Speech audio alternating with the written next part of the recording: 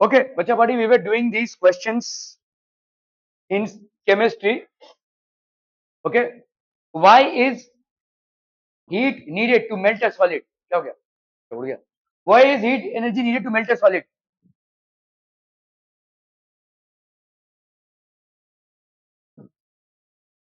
और इससे क्या होगा?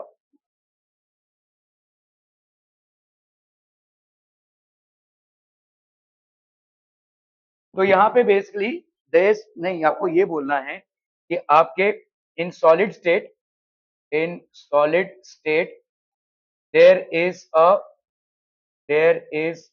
very strong intermolecular intermolecular force of attraction between the molecules between the molecules. ठीक है, ये सॉलिड स्टेट में है भाई साहब. ठीक है, तो in solid state there is a very strong intermolecular force of attraction between the molecules. अभी ये सॉलिड स्टेट भाई साहब क्या हो रहा है, इसको अपन हीट कर रहे हैं. It is getting converted into a liquid state. This is basically getting converted into a liquid state. So solid state there is a very strong intermolecular force of attraction between the molecules. Once you heat it, it gets converted into liquid state. So what happens with this energy? ठीक है, ये जो energy आपने supply किया है, this energy is used to overcome the strong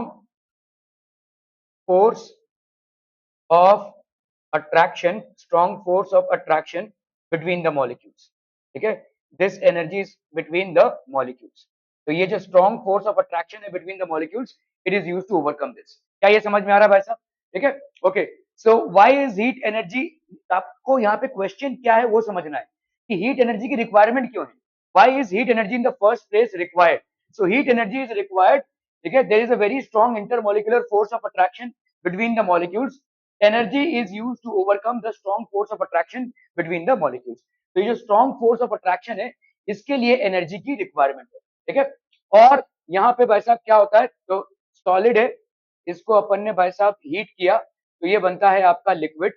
और ये किस टेम्परेचर पे बनता है, इसको अपन बोलते हैं मेल्टिंग पॉइंट. ठीक है, so what is this energy called? What is this energy called? Latent heat of fusion. ठीक है, this is known as latent heat of fusion. इसको डिफाइन कर सकते हैं, what is the definition of latent heat of fusion? बताइए. amount, okay,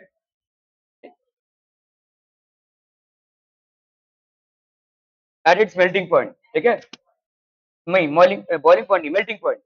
amount amount of energy नहीं, atmospheric pressure की जरूरत बॉइलिंग पॉइंट पे पड़ती है, मेल्टिंग पॉइंट पे नहीं पड़ेगी. ठीक है, अगर आप एटमॉस्फेरिक प्रेशर नहीं लिख रहे हैं तो भी चलेगा. Amount of energy required to convert 1 kg of a solid to its liquid state at its melting point. At its melting point, amount of energy required to convert 1 kg of a solid to its liquid state at its melting point. ये आपका energy required. ठीक है, clear है, समझ में आ रहा है भाई साहब? वो जो आप बोल रहे हैं 1 एटमॉस्फेरिक प्रेशर, वो बॉइलिंग पॉइंट में एप्लीकेबल होता है. यहाँ पे एटमॉस्फेरिक प्रेशर का कुछ ज्यादा लेना देना नहीं है. ठीक है, amount of energy required to convert 1 kg of a solid to its liquid state at its melting point is known as latent heat of fusion. इसी को अपन बोलेंगे भाई साहब लेटेंट हीट ऑफ फ्यूजन. ठीक है, are we clear on this one people? Okay okay okay.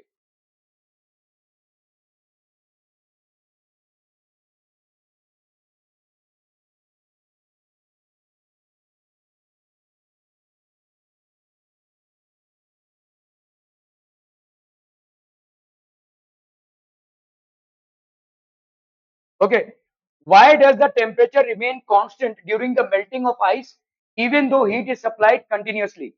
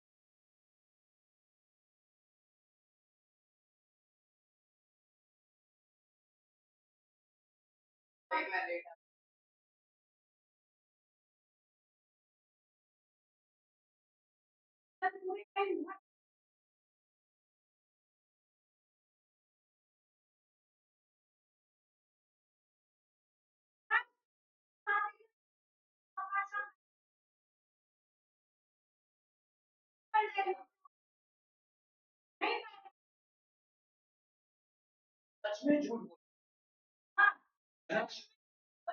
बोल रहा है ना, सच बोल रहा हूँ मैं, सच में झूठ बोल। Okay, why does the temperature remains constant?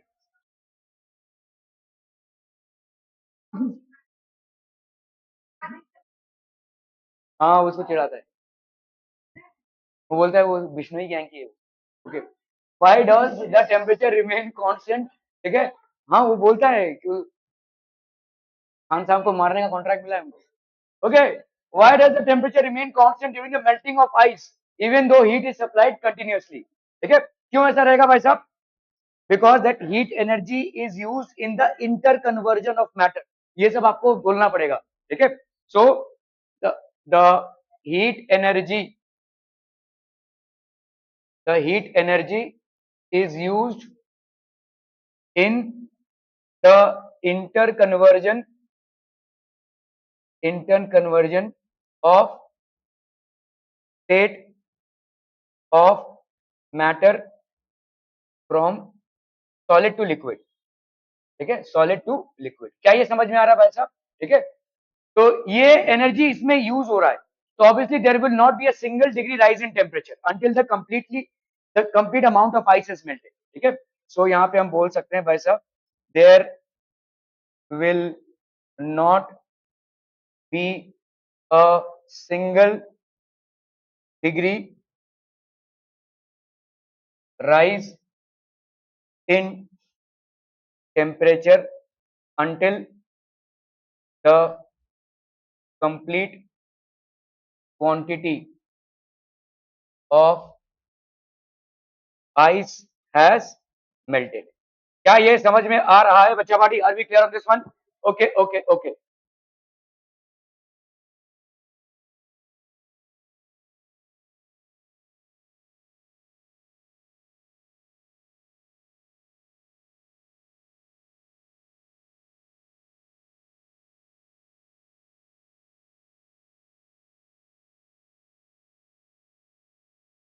Explain why osmosis can be considered to be a special kind of diffusion।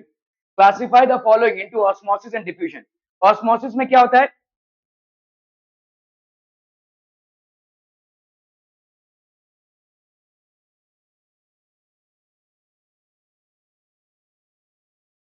To a semi permeable membrane, बहुत जरूरी है। ठीक है, सो लिक्विड, और यहाँ पे हम वाटर नहीं बोलेंगे, चलिए हम अगर वाटर बोलते भी है, लिक्विड और वाटर मॉलिक्यूल्स, यार यहाँ पे ऑस्मोसिस नहीं बोला है। Explain why osmosis, classify the following. Special kind of diffusion क्यों है भाई साहब? ये what is why special kind of diffusion?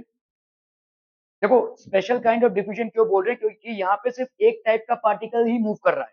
ठीक है, सो दिस इज, और डिफ्यूजन मतलब क्या होता है? सारे पार्टिकल, जैसे मैंने अगर समझ लो यहाँ पे एक परफ्यूम यूज किया, ठीक है, उसको स्प्रे किया, तुमने दूसरा परफ्यूम यूज किया, स्प्रे किया, दोनों का मिक्स हो जाएगा एयर में।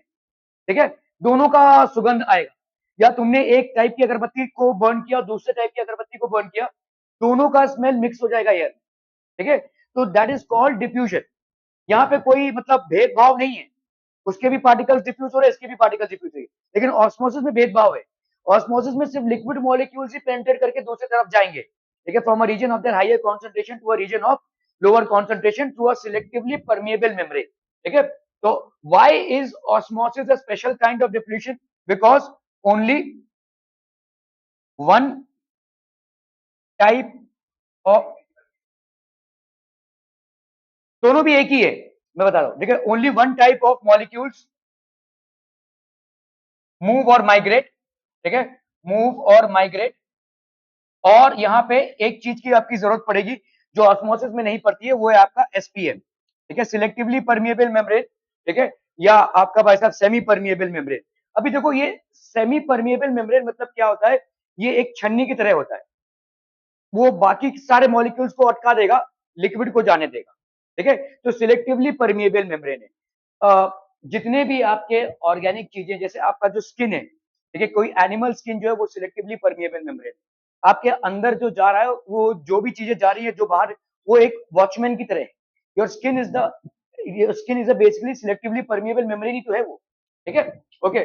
सो only one type of molecules move और माइग्रेट, इसको अपन बोलेंगे selectively permeable membrane. It will not allow both solute and solvent to move. It will only allow the solvent particles to move. क्या ये समझ में आ रहा है? ठीक है, जैसे यहाँ पे जितनी अगरबत्तियां जलाओगे उतनों की सुगंध आपको मिक्सचर में मिलेगा। ठीक है, क्योंकि सबके सब डिफ्यूज हो रहे हैं, लेकिन यहाँ पे सबके सब डिफ्यूज नहीं होंगे। ठीक है, अगर आपने भाई साहब किसी सोल्यूशन में शुगर को भी मिलाया है और आपने भाई साहब सॉल्ट को भी मिलाया है और उसको भाई साहब ऑस्मोसिस करवा रहे हो, तो सिर्फ वाटर मॉलिक्यूल्स ही निकलेंगे। समझ में आ रहा है? Only the solvent molecules will move. Are be clear? तो ये this is a special kind of diffusion. This is a special kind of diffusion. Selectively permeable मतलब क्या होता है? जैसे आपके बिल्डिंग में जो वॉचमैन होता है या सिक्योरिटी गार्ड होता है, वो बिल्डिंग में जो लोग जा रहे हैं उनको स्कैन करके ही भेजता है ना, वाकई में वहां के रेसिडेंट्स हैं या कोई डिलीवरी वाला आया होगा तभी भेजेगा वो, है ना? That is his job. तो आपके स्कूल में जो सिक्योरिटी गार्ड है वो भी वही सब वही काम करते हैं। ठीक है, तो they basically select the people who are entering into the school compound और इन योर बिल्डिंग कंपाउंड। तो they perform the selective job. Selective job मतलब सिलेक्ट करके ही भेजेंगे आगे। ऐसा ही आपका जो सिलेक्टिवली परमिएबल मेम्ब्रेन है वो भी है। ठीक है, it will only select the water molecules to go ahead, it will stop the other molecules. That is the reason we call them as selectively permeable membrane या semi permeable membrane. What do we mean by semi permeable? सबको permit नहीं मिल रहा है, only water molecules को ही permit मिल रहा है, so they are only permitting the water molecules to go through, and that is the reason they are known as semi permeable membrane. That's what it means. SPM means one and the same thing. हाल फिलहाल आपको यही जानना है। ठीक है, swelling up of resin on keeping in water. अगर आपने किशमिश को पानी में रख दिया होगा तो वो स्वेल अप कर जाता है। ये आपका किस टाइप का है? This is basically osmosis. ठीक है, this is as a result of osmosis.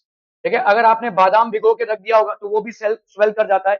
This is also as a result of osmosis. यहाँ पे भाई साहब वाटर मॉलिक्यूल्स मूव होते हैं through a semi permeable membrane. ठीक है, spreading of virus on sneezing, diffusion. आपने जोर से छींक दिया और ये वायरस भाई साहब या जो भी बैक्टीरिया वो फैल गया, that is basically called diffusion. ठीक है, जहां पे भी कोई बैरियर की जरूरत नहीं पड़ती है वहां पे डिफ्यूजन होगा। ठीक है, जैसे किशमिश में भाई साहब एक बैरियर है, उसका स्किन, जो किशमिश का स्किन है वो भाई साहब फूल के ढोल हो गया पानी में भिगो के रखने से, तो उसका स्किन जो है वो बैरियर है। ठीक है, जहां पे भी कोई बैरियर आपको नहीं दिखता है वहां पे डिफ्यूजन ही हो रहा है। ठीक है, okay. Earthworm dying on coming in contact with common salt. देखिए, तो आप अगर अर्थवर्म को लेंगे और उसके ऊपर नमक छिड़क देंगे तो मर जाएगा। ठीक है, उसको क्या बोलते हैं यार, खेतों में होता है वो जो खून चूस लेता है, लीच। ठीक है, लीच भी एक टाइप का अर्थवर्म है, मतलब उसको अगर आप पानी, कभी कभी लीच ने पकड़ लिया ना, अगर खून चूसता ही रहेगा जोर से। ठीक है, फार्मर्स को होता है ज्यादा करके, तो नमक रखते हैं उन लोग पॉकेट में, वो नमक छिड़केंगे तो वो छोड़ देगा। ठीक है, तो वो बेसिकली नमक, क्यों? क्योंकि उसके लिए डेथ है वो। ठीक है, क्योंकि आपका भी क्या हो गया, सॉल्ट कंटेंट उसके बॉडी के बाहर ज्यादा हो गया, तो now water will drain out. ठीक है, वाटर, अभी वाटर का कॉन्सेंट्रेशन उसके बॉडी में कम हो गया as compare to outside, so water will move out. उसका जो स्किन है वो बेसिकली मॉइस्ट स्किन है, वो स्किन से भाई साहब वाटर भी लेता है, मिनरल्स भी लेता है और ब्रीदिंग भी करता है, तो इसीलिए उसके स्किन से वो ड्रेन आउट हो जाएगा, उसका शरीर का पूरा पानी बाई ऑस्मोसिस उसके स्किन से ड्रेन आउट हो जाएगा एंड विल डाई। ठीक है, okay, so this is basically a example of osmosis. Okay, shrinking of grapes kept in thick sugar syrup. तो आपका भाई साहब अगर आप ग्रेप्स को रखेंगे बहुत ज्यादा थिक शुगर सिरप में, जहां पे कॉन्सेंट्रेशन बहुत ज्यादा है, तो वहां पे भाई साहब, तो इसका मतलब क्या हो गया, उधर वाटर का कॉन्सेंट्रेशन बाहर कम है, तो ग्रेप्स में से जो वाटर है वो बाहर चला जाएगा, because water will move from a region of its lower concentration to sorry from a region of its higher concentration to a region of its lower concentration. ठीक है, शुगर सिरप जो है उसमें आपका चीनी कम, पानी, चीनी ज्यादा पानी कम है, जिसके वजह से आपका भाई साहब, जिसके वजह से पूरा मूव आउट होगा। तो this will also be a an example of osmosis. Preserving pickles in salt, preserving pickles in salt, pickles मतलब आपका अचार। ठीक है, सॉल्ट में आप इसको प्रिजर्व करके रखते हैं, क्यों ऑस्मोसिस? किससे बाहर जा रहा है? आम, अगर समझ लो आम का अचार है, उसमें आपने we are basically preserving pickle, उसमें आपने नमक मिलाया हो। ये नमक मिलाने से होगा क्या, it is basically a preservative. क्यों, क्या होगा भाई साहब, उसके अंदर जो मॉइस्चर कंटेंट है वो ड्रेन आउट होगा। ठीक है, जितने भी फल फूल सब्जी वगैरह हैं, उसमें जितना ज्यादा मॉइस्चर कंटेंट रहेगा, उसका सड़ने की संभावना उतनी ज्यादा होगी, उसके माइक्रो ऑर्गेनिजम्स की लगने की संभावना उतनी ज्यादा होगी। इसीलिए आपके जितने भी स्टोरेजेस होते हैं वो ड्राई रखते हैं इन चीजों को। ठीक है, जितना ज्यादा भीगा हुआ रहेगा कोई भी चीज, उसके सड़ने की संभावना उतनी ज्यादा होगी। तो आपका समझ लो जैसे आपका गेहूं है या आपका वैसा कोई फल है, जितना ज्यादा भीगे एनवायरमेंट में रहेगा, ठीक है, तो कभी कभी क्या होता है, भीगे एनवायरमेंट की जरूरत नहीं पड़ती, उसके अंदर ही जो मॉइस्चर कंटेंट है वही उसको बर्बाद कर देता है, खुद का ही मॉइस्चर कंटेंट बर्बाद करता है। ठीक है, ओके, क्योंकि मॉइस्चर में आपके बैक्टीरियाज, मॉइस्चर में आपके माइक्रो ऑर्गेनिज्म ज्यादा पनपते हैं। ठीक है, तो अगर पिकल्स मतलब आम का अचार अगर आपने बनाया है, तो उसको आप नमक में डाल के रखते हैं, क्योंकि नमक क्या करेगा भाई साहब, बाहर में वाटर के कॉन्सेंट्रेशन को कम कर देगा, तो इनके अंदर से जो पानी है वो बाहर निकल जाएगा, जिससे क्या हो जाएगा भाई साहब, the moisture content in whatever you have use to make the pickles, whether mango और वॉट एवर, ठीक है, उसमें मॉइस्चर कंटेंट कम होगा, तो उसके बर्बाद होने की जो पॉसिबिलिटी वो कम हो जाएगी। ठीक है, so this is also a process of osmosis. ठीक है, spreading of smell of cake being baked in the kitchen, ये डिफ्यूजन है भाई साहब। ठीक है, आप किसी केक के फैक्ट्री के बाजू में से जा रहे होंगे, ठीक है, जैसे मुझे मालूम नहीं, अगर आप लोग कभी वेस्टर्न लाइन में गए हैं, तो शायद आपका ये, यार स्टेशन का नाम बोल रहा हूँ मैं, एल्फिंस्टन रोड के थोड़ा सा आगे, ठीक है, एक स्टेशन आता है, वहां पे बेसिकली पार्ले जी का फैक्ट्री है। जैसे आप वहां पे ट्रेन गुजरेगी ना, आपको एक खुशबू आएगी, पार्ले जी की एक मतलब केक वाला खुशबू आएगा एक्चुअली। तो इतना बड़े पैमाने पे वहां पे बेकिंग चलता है। तो this is also a process of diffusion. आप सोचिए, इतनी रफ्तार में एक ट्रेन जा रहा है, इतने सारे ट्रेन जा रहे हैं, फिर भी वो खुशबू आपको आती है। ठीक है, दिस इज बेसिकली, और जो खाड़ियों की खुशबू है वो भी आती है ना। ठीक है, तो this is basically a process of diffusion. aquatic animals using oxygen dissolved in water during respiration. Huh? Aquatic animals using oxygen dissolved in water. So this is basically a process of osmosis. क्योंकि इनके जो gills हैं, ये specially designed होते हैं to take only oxygen, ठीक है, from water.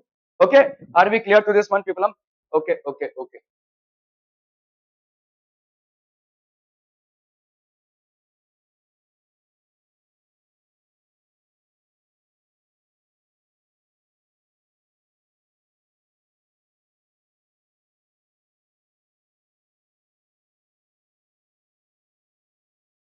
Okay, यहाँ पे देखो क्वेश्चन है, bromine and air take about 15 minutes to diffuse completely, but bromine diffuses into vacuum very rapidly, why is it so?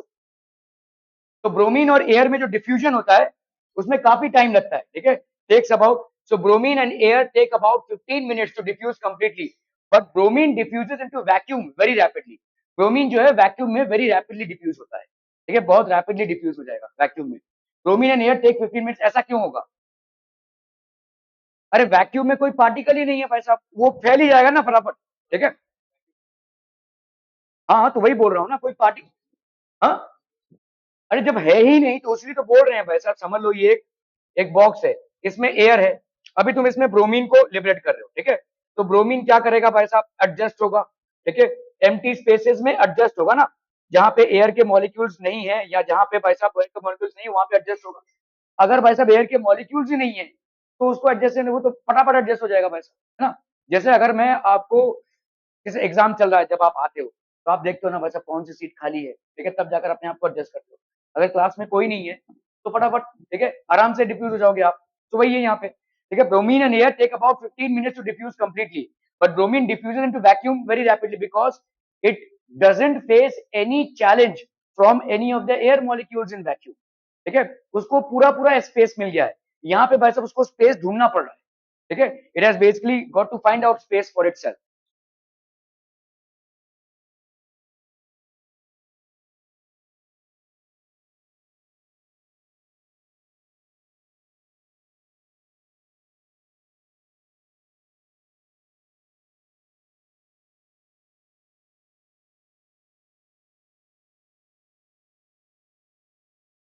Why does the temperature remain constant during the boiling of water even though heat is supplied continuously? Same, ठीक है, तो यहाँ पे क्या हो रहा है भाई साहब, the amount of heat supplied, the amount of heat supplied, the amount of heat supplied is used in, क्या हो जाएगा भाई साहब, used in inter conversion of state of matter, interconversion of state of matter. The amount of heat supplied is used in interconversion of state of matter from liquid to gaseous state, from liquid to gaseous state, ठीक है, at boiling point, at the boiling point, at boiling point of liquid, ठीक है, clear है भाई साहब। इसीलिए भाई साहब there is no change in temperature notice. Generally, whenever we supply heat to a substance, we will note that, we will see that there is a significant change in the temperature. Okay, but here there is no change in temperature notice because the entire amount of heat is actually going in the interconversion of state of matter. Okay, so the amount of heat supplied is used in the interconversion of the state of matter from liquid to gaseous state at boiling point of the liquid. ठीक है, are we clear on this one people? और इसी को अपन क्या बोलते हैं, what is this known as, latent heat of vaporization, latent heat of vaporization. Are we clear to this one people? This is known as latent heat of vaporization. Clear है भाई साहब, are we clear? Okay, okay, okay.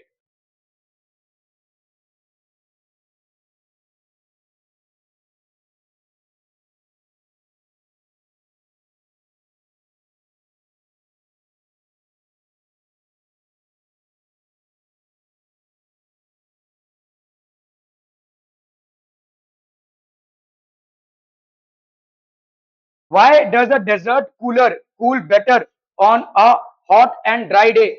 क्यों भाई साहब? तो evaporation आपका जितना ज्यादा होगा, और वही पर्पस है, कूलर देखा किसी ने नहीं, यहाँ पे सब एसी की आती है, कूलर देखा है ना, उसमें घास होता है, एक अलग टाइप का घास आता है, घास देखा है कि नहीं, उसमें घास लगाया जाता है ऐसे, ठीक है, वो अलग टाइप का घास होता है, वो बेसिकली पानी को पकड़ के रखता है।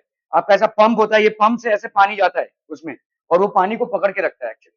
तो पानी जितना देर तक वो रिटेन करके रखेगा वो इवेपोरेट होता रहेगा, और उसी में, ये तो बेसिकली पंखा चल रहा है, पंखे से भाई साहब हीट ही रिलीज होगी, लेकिन अंदर ही अंदर जो एनवायरमेंट है वो कूल होता जाएगा, और यही पंखे की हवा जो है बाहर जाएगी, जो कूल एयर देगी आपको, ठीक है।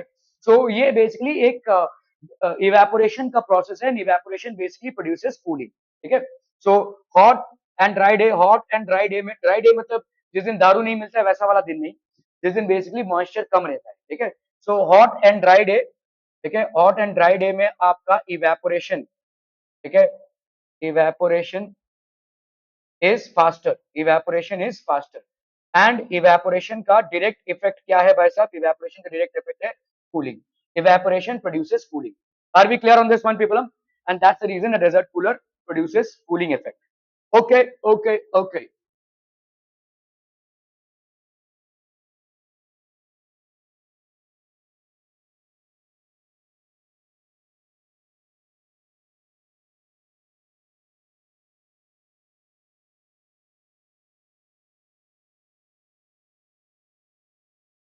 A liquid compound X of molecular mass 18 atomic mass unit, okay, is can be obtained from a number of natural sources.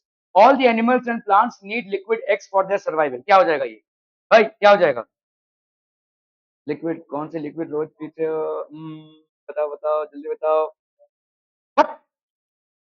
Liquid है, लिक्विड वाटर, तुम बता नहीं पा रहे भाई साहब, अगर दारू से जिंदा रहते हो तो अलग बात है, यहाँ पे पानी की बात कर रहे हैं भाई साहब, 18 atomic mass unit, so obviously this will be water. अभी देखो कैसे 18 एटॉमिक मास यूनिट है, H2O मतलब क्या हो जाएगा, ये हो जाएगा 2, और 1 एटॉमिक मास यूनिट हो गया हाइड्रोजन का, प्लस यहाँ पे 1 atom of oxygen into 16 mu, so this will be how much, 2 mu plus 16 mu, that is 18 atomic mass unit, ठीक है। तो दोनों भी चीजें कंफर्म कर रही है क्या भाई साहब, a liquid compound of molecular mass 18 atomic mass unit can be obtained from a number of natural sources. आपके natural sources क्या क्या हो जाएंगे भाई साहब, we have basically pond, we have basically glaciers, we have seas, oceans, rivers and what not, ठीक है। all the animals and plants need liquid X, ठीक है, for their survival. When an electric current is passed through 200 grams of pure liquid X under suitable conditions, then 178 grams of gas Y and 22 grams of Z are produced. तो obviously भाई साहब H2O क्या produce करेगा? H2O electrolysis. Electrolysis मतलब जब आप electric current pass कर रहे हैं तो it will form H2 plus O2. ठीक है, water when electricity is pass through water it will form hydrogen and oxygen gases. ठीक है, it will form hydrogen gas and it will form oxygen gas. ठीक है, तो liquid x, ठीक है, अभी अभी इनमें से कोई वाई होगा और इनमें से कोई जेड होगा. ये तो आपका भाई साहब हो गया एक्स, ठीक है, which is water. Okay, Y is produce at the positive electrode. तो वाई जो है वो पॉजिटिव इलेक्ट्रोड में होगा और Z is obtained at the negative electrode. ठीक है, तो आपका कौन सा पॉजिटिव इलेक्ट्रोड की तरफ जाएगा? ऑक्सीजन. और कौन सा नेगेटिव इलेक्ट्रोड की तरफ जाएगा? हाइड्रोजन. ठीक है, तो आपका भाई साहब ये हो जाएगा क्या? This will be Z and this will be Y. ठीक है, ये आपका जा रहा है भाई साहब पॉजिटिव इलेक्ट्रोड की तरफ, ये जा रहा है आपके नेगेटिव इलेक्ट्रोड की तरफ. क्योंकि ऑक्सीजन नेगेटिव होता है तो वो पॉजिटिव के पास जाएगा. Hydrogen as compare to oxygen positive है तो वो नेगेटिव इलेक्ट्रोड की तरफ जाएगा. ठीक है, ओके, समझ में आ रहा है भाई साहब ये? Well, negative electrode. Moreover gas Y supports combustion. Gas Y supports combustion मतलब ऑक्सीजन ही होगा भाई साहब. ठीक है, and Z burns itself causing explosions. तो आपको मालूम है कि भाई साहब hydrogen gas burns itself with a popping sound. Explosive है ये काफी, इसीलिए बोला जाता है ना hydrogen is the fuel of the future. आज की तारीख में हम हाइड्रोजन को एज अ फ्यूल नहीं यूज कर पा रहे हैं because it's explosive in nature. हम ऐसा व्हीकल नहीं डिजाइन कर पा रहे हैं जहां पे हाइड्रोजन को हम यूज कर पाए. ठीक है, effectively. Name the liquid X. So obviously liquid X is what? Liquid X is water. ठीक है, gas Y, gas Y is what भाई साहब? हाइड्रोजन, सॉरी आपका ऑक्सीजन. करेक्ट. तो gas Y is basically oxygen and gas Z, बचा बाडी क्या है? Gas Z is hydrogen. ठीक है, okay. What is the ratio of, to the mass of element Z to the mass of element Y in the liquid X? अभी यहां पे देखो X कितना था भाई साहब? 200 ग्राम, है ना? और इसमें हाइड्रोजन कितना प्रोड्यूस हुआ भाई साहब? Y कितना प्रोड्यूस हुआ? 178 ग्राम्स. एंड Z कितना प्रोड्यूस हुआ? 22 ग्राम्स. है कि नहीं भाई साहब? क्लियर है? Okay, what is the ratio of the mass of element Z to Y? ठीक है, element Z to the mass of element Y. तो 22 अपॉन 178 ये रेशियो हो जाएगा भाई साहब, Z टू Y. है कि नहीं? ठीक है, 9 से जाएगा क्या? 2 9 से 18 नहीं जाएगा ना भाई साहब. 2 11 जा, 2 8 जा 16, 2 9 जा 18, 11 is to 89. ठीक है, 11 is to 89. Okay, which law of chemical composition is illustrated by this example? 200 और इधर भी 200. तो law of conservation of mass, law of conservation of mass. और ये लॉ क्या है भाई साहब? What is this law? नहीं, RHS equal to RHS is not the law. The mass of the reactants, ठीक है, is equal to the mass of the products in a chemical reaction. In a chemical reaction, the total mass of reactants, the total mass of reactants is equal to the total mass of products. Total mass of reactants is equal to the total mass of products. Are we clear? Okay, name two sources of liquid X. क्या हो जाएगा भाई साहब बताओ? Seize, oceans, reverse, पता नहीं क्या क्या, ग्लेशियर्स भी लिख सकते हैं. Give an important use of Y in your life. Important use क्या? We can not stay without oxygen. ठीक है, it's basically use for respiration. Okay okay okay,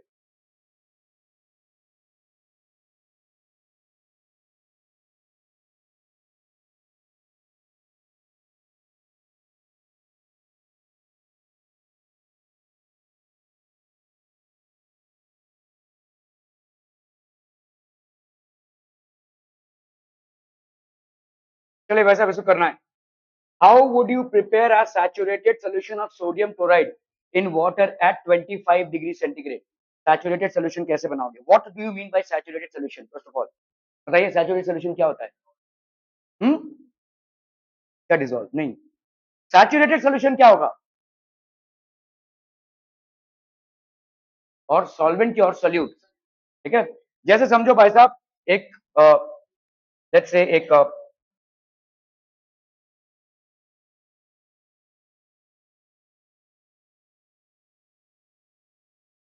एक ग्लास आपने लिया हुआ है, इसमें पानी भर दिया आपने, ठीक है। इसमें लेट्स से आपने पानी भरा हुआ है,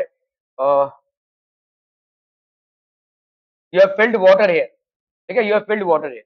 नाउ इस पानी को आप इंक्रीज नहीं कर रहे हैं, आप इसमें भाई साहब एक स्पून से सॉल्ट डाले जा रहे हैं, ठीक है, डाले जा रहे हैं सॉल्ट या शुगर जो भी है। एक टाइम आएगा कि जब आप सॉल्ट या शुगर जो भी आप डाल रहे हैं, लेट्स से आप शुगर डाल रहे हैं, एक टाइम आएगा कि further addition of sugar is not going to get dissolve, आपको भाई साहब यहाँ पे अभी मिलने लगेगा, ठीक है। You will see that the sugar is getting deposited at the bottom, now you are not able to dissolve more, इसको अपन बोलेंगे तभी सैचुरेटेड सोल्यूशन होगा, ठीक है। सो saturated solution मतलब at a given temperature the quantity of the solute which can dissolve in 100 gram of a particular solvent, ठीक है, that is called saturation, ठीक है। वो हो जाएगा आपका saturated solution। saturated solution मतलब at a given temperature, ठीक है, at a given temperature and given quantity of and given quantity of solvent, no more solute could be dissolved, no more solute could be dissolved। और अगर आप कोशिश भी करेंगे तो होगा क्या, ये बेसिकली नीचे, ठीक है। आपने कभी चाय कॉफी जो भी पिया रहेगा, अगर आप उस चाय या कॉफी के ठंडा करके अगर आप पियेंगे तो कुछ देर बाद आपको दिखेगा कि भाई साहब नीचे चीनी जमा हो गया, शक्कर जमा हो गया, ठीक है। अगर आप देखोगे कि अगर वो ठंडी हो गई है चाय या कॉफी, तो वो शक्कर जो है वो नीचे जमा होने लगा थोड़ा बहुत, क्यों, क्योंकि आपके एक टेम्परेचर पे उतना शक्कर डिसॉल्व था। when the temperature is getting lower the solubility is getting impacted because of which the sugar will get deposited। क्या ये समझ में आ रहा है भाई साहब? तो उसका सैचुरेशन भाई साहब आप क्या कर रहे हैं, टेम्परेचर इंपैक्ट कर रहा है। तो हर एक सैचुरेशन का एक टेम्परेचर होता है, जब आप टेम्परेचर को बढ़ाते हैं तो सॉल्युबिलिटी भी बढ़ जाती है, जब आप टेम्परेचर को कम करेंगे तो सॉल्युबिलिटी भी घट जाएगी, ठीक है। क्लियर है भाई साहब? Okay, so how would you prepare at 25 degree centigrade? 25 degree centigrade मतलब होता है आपका रूम टेम्परेचर। 25 डिग्री सेंटीग्रेड मतलब ये टेम्परेचर है जो आपका एट रूम टेम्परेचर। तो आपने वाटर ले लिया भाई साहब, ठीक है, कितना भी आप वाटर ले लो, और उसमें भाई साहब सोडियम क्लोराइड डालते रहो। सोडियम क्लोराइड मतलब आपका NaCl which is basically salt, ठीक है। आप डालते रहो डालते रहो डालते रहो, एक पर्टिकुलर टाइम के बाद आप देखोगे कि भाई साहब ये डिसॉल्व नहीं हो रहा है, ठीक है। It is getting deposited at the bottom of the beaker और the glass whatever you have taken, ठीक है।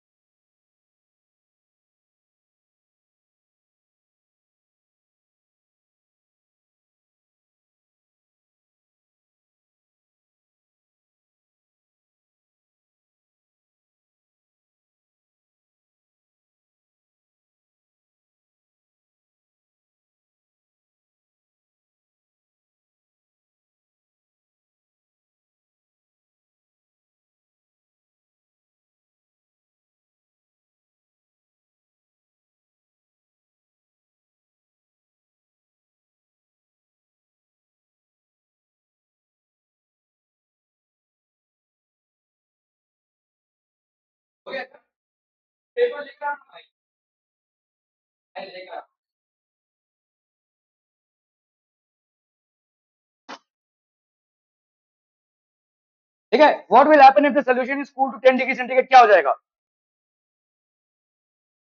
क्या आपका जो क्या कहते हैं अपना सॉल्ट है, that is going to get deposited at the bottom. Why? Because इसकी सॉल्युबिलिटी घट जाएगी वैसा, सैचुरेशन से नीचे उतार दिया आपने, ठीक है। तो अलग अलग टेम्परेचर पे, at different temperatures, at different temperatures, at different temperatures saturation is different, saturation is different, ठीक है। जैसे जैसे आप टेम्परेचर बढ़ाएंगे वैसा वैसा और ज्यादा सॉल्यूट को डिसॉल्व कर सकते हैं, ठीक है। If you keep on increasing the temperature, you basically increase the possibility of getting more solute dissolve, ज्यादा से ज्यादा सॉल्यूट डिसॉल्व करने की आप पॉसिबिलिटी बढ़ा रहे हैं। समझ में आ रहा है ये? ऐसा क्यों होगा कि आप टेम्परेचर बढ़ाएंगे तो ज्यादा सॉल्यूट को डिसॉल्व कर पाएंगे? भाई शाबाश, मॉलिक्यूलर एक्सपैंड होगा तो क्या हो जाएगा? हाँ, स्पेस क्रिएट हो जाएगा। तो स्पेस मतलब आपके जो भी सॉल्ट या शुगर के मॉलिक्यूल्स हैं वहां पे एडजस्ट हो जाएंगे, ठीक है। So it will create more space for adjusting these molecules. बोलना है? नहीं, it will create more space. हाँ, यहाँ पे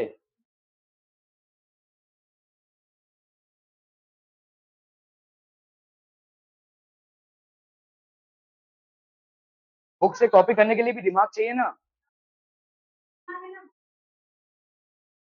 बुक में कुछ नहीं मिलेगा, बुक में कुछ नहीं मिलेगा। इनको भी मैं ओपन बुक टेस्ट दे सकता हूँ, क्या मिले? कुछ नहीं मिले,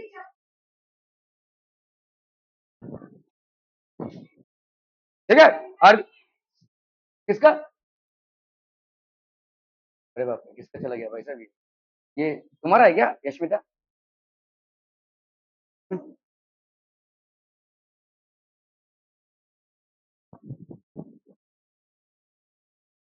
रख लो ये, रख लो। हो गया तुम लोग का भाई साहब? जल्दी जल्दी। How would you prepare a saturated solution? तो अगर आप टेम्परेचर को ड्रॉप करोगे भाई साहब तो क्या हो जाएगा? सैचुरेशन भी ड्रॉप होगा, ठीक है।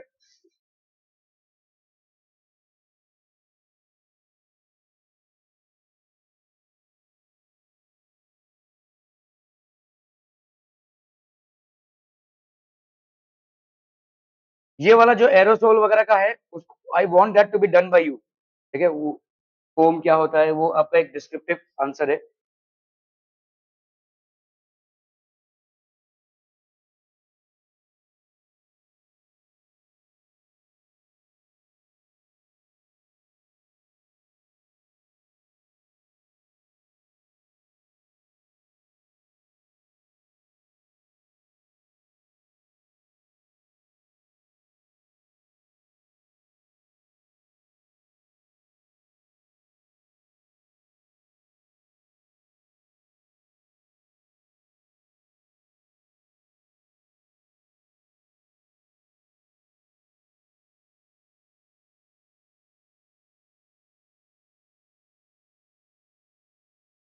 Why are we able to sip hot tea or milk faster from a saucer than from a cup? तो तो आपका सरफेस एरिया जब आप बढ़ा देते हो तो वही टी को आप अगर सॉसर में डाल देते हैं तो आपने भाई साहब सरफेस एरिया को बढ़ा दिया है, ठीक है। यहाँ पे भाई साहब आपका सरफेस एरिया कम है, इसलिए इवेपोरेशन कम होगा। Here surface area is less, तो evaporation is less and cooling is less. यहाँ पे सरफेस एरिया ज्यादा, ठीक है, तो आपका इवेपोरेशन ज्यादा, इसलिए कूलिंग भी ज्यादा, hence it is more feasible to, ठीक है, क्लियर है? ओके। जितना ज्यादा इवेपोरेशन होगा उतना ज्यादा कूलिंग प्रोड्यूस होगा। Which one has more atoms, 50 gram of aluminium और 50 ग्राम ऑफ आयरन? भाई साहब बताइए क्या हो जाएगा? देखो, एल्यूमिनियम का एटॉमिक मास दिया हुआ है कितना, 27। तो 27 एटॉमिक मास यूनिट को अपन ने 27 ग्राम में कन्वर्ट किया, दिस इज इक्वल टू 1 मोल, है ना। तो हम यहाँ पे लिख सकते हैं भाई साहब 27 ग्राम ऑफ एल्यूमिनियम, इसका कितना एटम्स है? 6.022 इंटू 10⁻23 एटम्स। क्या ये समझ में आ रहा है? तो भाई साहब यहाँ पे विच वन इज मोर, 50 ग्राम का कितना हो जाएगा बोलो? 50 ग्राम विल हैव, इसको अलग ही रखो, इसको ऐसा Na लिख दो, ठीक है, Na एटम्स। तो ये हो गया Na, इधर कितना हो जाएगा बोलो? 27, तो ये हो गया 50/27। क्या ये समझ में आ रहा है भाई साहब? एल्यूमिनियम का, दिस इज फॉर एल्यूमिनियम। अरे एक मिनट रुक जाइए ना मैम, ओके, एक मिनट रुक जाइए ना। दो ये डिस्टर्ब भी होता रहता हूँ मैं।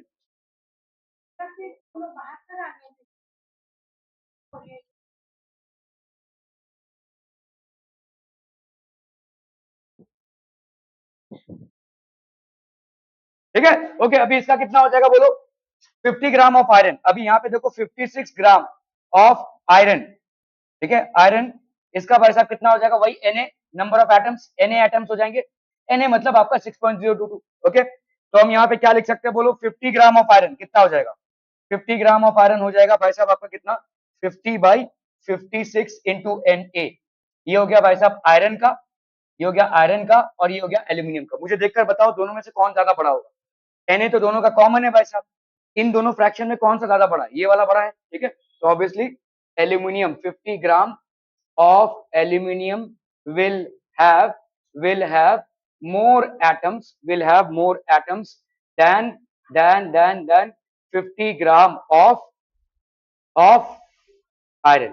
ठीक है, क्लियर है भाई साहब? Okay, how many grams of magnesium will have the same number of atoms as 6 grams of carbon? अरे भाई साहब सिंपल है, 12 ग्राम। आपका एटॉमिक मास कितना है? 12। ठीक है, 12 म्यू। इस 12 म्यू का अपन क्या करेंगे भाई साहब? 12 ग्राम्स कर देंगे।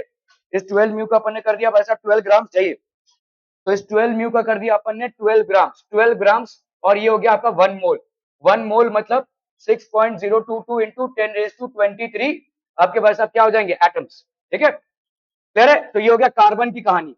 कार्बन के 12 ग्राम्स में कितने एटम्स हैं? Na नंबर ऑफ एटम्स है, तो भाई साहब 1 ग्राम में कितने एटम्स होंगे?